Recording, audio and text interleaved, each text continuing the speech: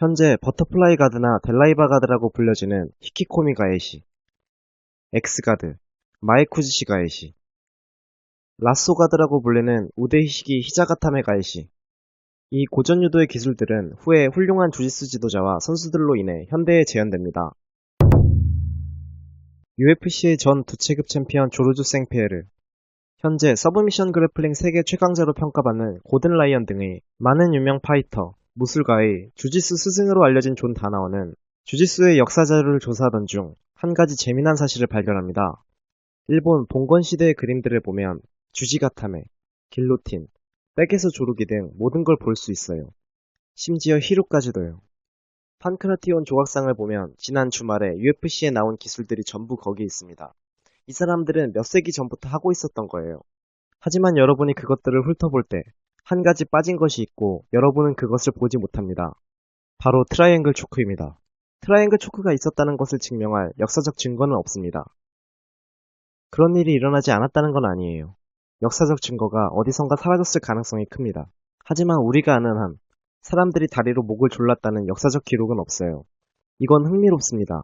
다른 모든 건 있지만 트라이앵글 초크만이 빠져 있고 게다가 언급하는 기록도 없습니다. 우리가 아는 그리스 판크라티온의 역사적 기록들은 대부분 소실되었습니다. 그나마 남아있는 것들은 레그락, 암락, 조르기 등 다른 모든 종류의 것들에 대한 얘기. 하지만 그 누구도 다리로 사람 목을 졸랐다는 언급은 없어요.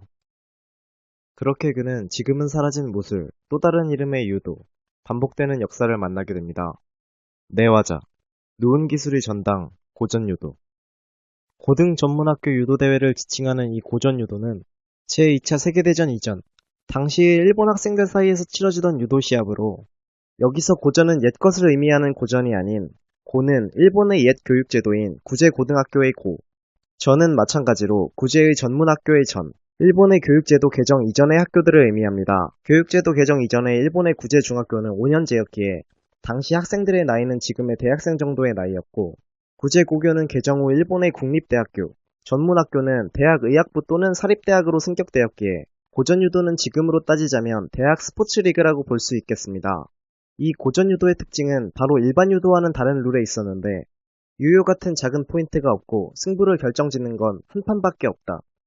와자아리, 절반에 의한 우세승도 없음, 무승부시 양쪽 모두 탈락, 굳히기, 누운 기술로 끌어들이기가 허용, 장외가 없고 시합 중 관객석 쪽으로 들어가게 될 것 같으면 그대로 선언, 선수가 맞잡은 상태로 시합장 중앙에서 시합을 재개한다. 굳히기, 누운 기술의 고착 상태에 의한 그처가 없다. 시합은 15인 단체전 밀어내기 시합으로 일반 시합은 6분, 부장전은 20분, 대장전은 30분에서 1시간이 걸리기에 한 시합이 끝나는데 반나절이 걸리기도 하였는데 이 경기 방식과 룰의 특성은 유도 시합의 양상을 전혀 다른 모습으로 바꿔버립니다. 고전 유도대회 초반에는 일반 유도 시합과 크게 다르지 않았지만 매치기를 한 선수가 뒤를 빼앗겨 조르기에 당하는 등 아무리 매치기나 선기술이 강해도 실패했을 경우의 리스크를 감안해서 대회는 점차 굳히기, 조르기와 관절기 등의 누운 기술 중심으로 진행되게 됩니다. 그리고 상대가 아무리 강해도 무승부를 만들면 양쪽 모두 탈락이기에 팀은 비기는 역할과 이기는 역할로 나뉘어 구성되었고 그렇기에 더욱더 누운 기술 승부가 중요시되게 됩니다. 현대의 명문대와 의과대학의 전신인 고전유도 참가교들은 입학시험이 어려운 만큼 운동이나 무도 경험이 없는 선수들이 많았고 이 부족한 운동 경험을 메꿀 수 있는 것 또한 당시 개발되지 않은 미지의 영역인 누운 기술이었습니다. 야구가 일본에 전파되기 시작한 지 30년이 될까 말까 하던 시절 고전유도는 일본 최초의 단체전 학교팀 스포츠였고 이기면 학교의 명예에 기여, 특히나 운동 경험이나 센스가 부족한 청년들이 연구와 연습을 통해 전에 없던 새로운 누운 기술을 만들어내면 강한 체육특기생을 이길 수 있다는 고전유도만의 메리트는 당시 청년들의 마음에 불을 지폈습니다. 일찍이 구제고교는 매년 새로운 기술을 창조하는 데 고심했다. 새로운 기술을 쓰면 그의 안정으로 천하무적이었다. 하지만 다음 해에는 그 기술의 탈출법이 연구되어 더 이상 통하지 않게 돼버렸다. 그래서 그 다음에 또 새로운 기술이 탄생했다. 매일 연습 후 부원들이 모여 필사적으로 기술을 연구했다. 어떤 각도에서 조르는 게 가장 유효한가? 이과 학생들은 매일 숙제를 가지고 돌아가듯 역학적, 수학적으로 그 각도를 연구했다. 그것을 계속 축적시켜 더욱 최선의 길을 찾아내는 노력이 계속되었다. 코마이주지 선배가 처음으로 위 고쳐 누르기를 썼을 때 심판은 그 기술이 굳히기로서 채용되는가 아닌가 2시간에 걸쳐 협의한 결과 겨우 정식 굳히기로 인정했다. 1914년 교토 무독전에서 개최된 1회 대회를 시작으로 참가교는 계속 늘어 나중엔 따로 중앙리그를 만들어 선수를 육성, 스카우트할 정도였고 대회 규모는 동부, 중부, 서부로 나뉘어 지역 예선을 벌일 정도로 커져 고전유도는 어느새 전쟁 전 공식 시합 인구가 가장 많은 경기가 되어 있었습니다. 그리고 이 고전유도에서 만들어진 기술들 중엔 현재 주짓수 수련자나 격투기 팬들에게 친숙한 기술들이 많은데 현재 버터플라이 가드나 델라이바 가드라고 불려지는 히키코미 가에시, 엑스가드, 마에쿠지시 가에시, 라쏘 가드라고 불리는 우데히시기 히자가타메 가에시, 이제는 히루그로 더 유명한 아시가라미, 오모플라타, 타이가타메 우데히시기. 무엇보다 놀라운 것은 현재 삼각조르기, 트라이앵글 초크로 알려진 마츠바 가라미입니다. 마츠바 가라미는 개발된 지 얼마 안 돼 전국으로 퍼져 오모테 상카쿠지메라는 이름으로 불리게 되었고 몇 년 뒤 우승을 노리던 라이벌 학교들은 이 기술에 개량과 연구를 더해 요코 상카쿠지메, 우시로 상카쿠지메 등의 기술들을 개발. 이 고전유도의 기술들은 후에 훌륭한 주짓수 지도자와 선수들로 인해 현대에 재현되는데 유도와 주짓수 전문가들은 이 삼각조르기야말로 고전유도를 대표하는 기술이라고 평가합니다. 레슬링인 다양한 모든 문화에서도 없어요. 다리로 사람 목을 졸랐다는 언급은 밑에서만이 아니어도요. 또한 주짓수가 시작된 문화 일본인들의 사진들, 그림들, 그 안에 무수히 많은 서브미션 그래플링 테크닉들 중에도 트라이앵글은 보이지 않습니다. 그래서 시작되는 의문은 트라이앵글은 도대체 언제 들어온 거지? 입니다. 아는 한에서 증거를 제시해보자면 아마 트라이앵글이 처음 등장한 건 일본 고등학생들의 고전유도 대회입니다. 1차 세계대전 직전에 1910년에서 1913년도 사이. 그게 구할 수 있는 최선의 증거입니다. 틀렸을 수도 있어요. 누군가가 먼저 썼을 수도. 그러나 증거가 없어요. 우리가 아는 바로는 트라이앵글은 최근의 혁신입니다. 고작 100년이 넘었을 뿐이에요. 싱글렉이나 더블렉이 수천 년 동안 쓰인 기술인 것과 대조적으로요. 서기 1000년 전으로 거슬러 올라갈 수도 있습니다. 이건 미친 일이에요. 시기를 생각해보세요. 1913년이에요. 1913년 이전에 발명된 게 얼마나 많나요? 그 이전에 인류는 동력 비행을 했고 그것보다 몇 년 전에 라이트 형제는 하늘을 날았어요. 1913년까지 사람들은 먼 거리를 비행할 수 있었고 비행기에 총을 장착해서 서로를 쏘기도 했어요. 잠수함이 작동하고 있었고 대서양 아래에서 작전을 수행했어요. 우린 바닷속과 하늘 위를 여행했어요. 삼각조르기가 있기 전에요. 이게 무슨 일일까요? 내연기관이 잘만 작동되고 있었고 자동차도 있었고 1000m 떨어져서 기관총으로 사람들을 죽일 수 있었어요. 다리로 사람 목을 조르는 기술이 생기기 전에요. 자신의 두 다리로 상대의 목에 조르기를 가해선 안 된다. 라는 고전유도룰의 빈틈을 공략해 굳히기, 누운 기술로의 끌어들이기 허용이라는 룰과 합쳐서 상대의 팔과 내 다리로 상대의 경동맥을 조르는 기술. 삼각조르기는 고전유도라는 경기가 존재했기에 만들어질 수 있었던 기술이었습니다. 현재 유도의 누운 기술을 만들어낸 것은 무전이나 강도관의 전문가가 아닌 우리 구제학교 선수들이었다.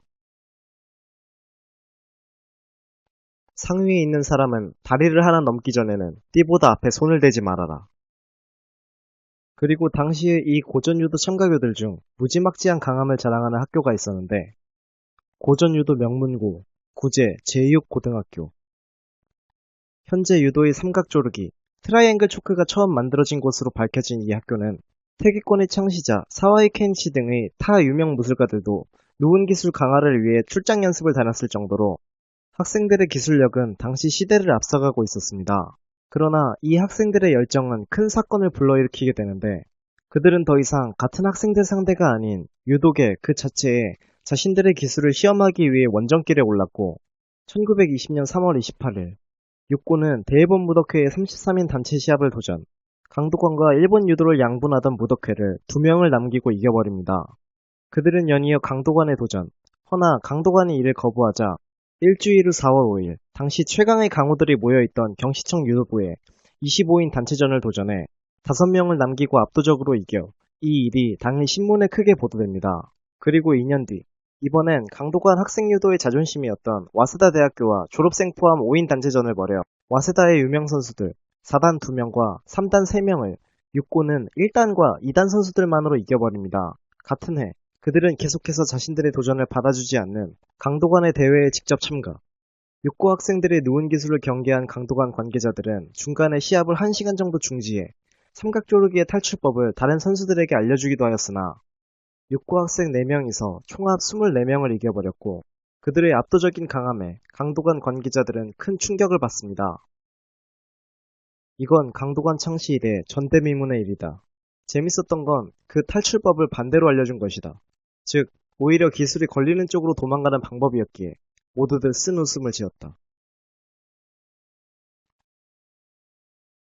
고전유도의 초단이 강도관의 4단, 2단이 5단에게 이길 능력을 갖고 있었다. 결국 1924년 4월 강도관은 대대적인 룰 제정을 발표합니다. 당시까지만 해도 유도의 룰은 몇 가지 항목 정도의 선기술과 누운기술의 경계가 없는 자유로운 공방이 가능했지만 제정된 룰의 가장 큰 변경점은 바로 누운기술로의 끌어들이기 금지. 그러나 고전유도를 주최하는 제국대학 유도연맹은 이를 대놓고 무시했고 난감해진 카노는 1926년 교토 제국대학을 찾아갑니다. 유도의 선기술과 누운기술은 수레의 양 바퀴와 같은 것. 한쪽에 치우치는 것은 바람직하지 않다. 강도관이 지정한 새로운 룰로 시합을 진행해주길 바라네. 유도에는 선기술과 누운기술이 있으니까 선기술부터 시작하든 누운기술부터 시작하든 자유 아니겠습니까? 저희의 룰은 선기술을 제한하고 있는 것이 아닙니다. 선기술부터 시작해도 좋습니다. 선수 자신이 좋은 쪽을 고르라는 룰인 겁니다. 오히려 누운기술부터 시작하면 안 돼 라고 누운기술을 제한하는 강도관이 선기술에 치우쳐 있다고 밖에는 말할 수 없겠습니다. 그 뒤로도 카노는 몇 번이고 교토제대를 방문했지만 제대유도연맹은 듣지 않고 룰 변경 없이 시합을 진행합니다. 강도관은 통고합니다. 출장 선수는 모두 강도관에 입문한 문제다. 강도관 룰에 따르는 것이 당연하다. 고전유도 선수가 강도관에 입문해 있으니까 룰에 따르지 않으면 안 된다고 한다면 내일이라도 전원 단증을 반납하고 강도관을 탈퇴하겠습니다. 그리고 제국대학 유도연맹이 독립적으로 단증을 발행하는 걸로 하시죠. 전국의 학생, 청년들의 마음을 휘어잡은 고전유도. 단증 발행이라는 메리트가 없다면 강도관의 힘은 약해져 갈 뿐이었습니다. 강도관은 도쿄 학생유도연합회를 만들어 새로운 학생유도 리그를 열었으나 당시 50교에 가까운 일본의 거의 모든 학교가 고전유도에 참가했기 때문에 강도관 학생대회의 참가교는 10교가 채 되지 않았고 어느새 구제 중학교도 고전유도 룰로 시합을 치르고 있었습니다. 그러나 이토록 사랑받았던 고전유도는 당시 강도관과 함께 일본 유도를 양분하던 무도 장려단체 무덕회와 함께 제2차 세계대전 종전 후 무도계에서 사라지고 말았습니다. 강도관 유도의 창시자 카노지고로가 세상을 뜨고 10년 뒤 그들에 대한 강도관의 복수가 시작되었기 때문입니다. 준비한 영상이 볼만했다면 좋아요와 구독, 볼만하지 않았다면 싫어요를 꼭 눌러주세요.